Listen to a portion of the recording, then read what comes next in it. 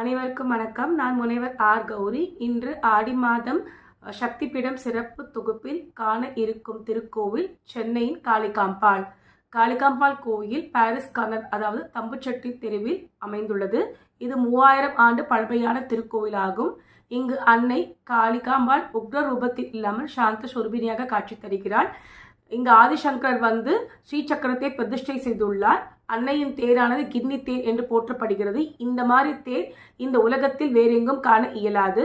மேலும் மராட்டிய மன்னர் சிவாஜி இங்கு அன்னையிடம் ஆசீர்வாதம் பெற்று சென்றுள்ளார்.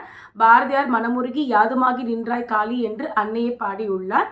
இந்த கோவிலில் தரக்கூடிய குங்கும பிரசாதத்தை நாம் பெற்றோம் என்றால் குழந்தை பாக்கியம், திருமண தடைகள் நீங்கி அனைத்து நலங்களும் வளங்களும் பெறுவோம்.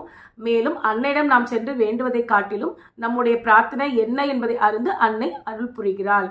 ஆடி மாதத்தில் அன்னை காண்போம் மக்களே. நன்றி, வணக்கம்.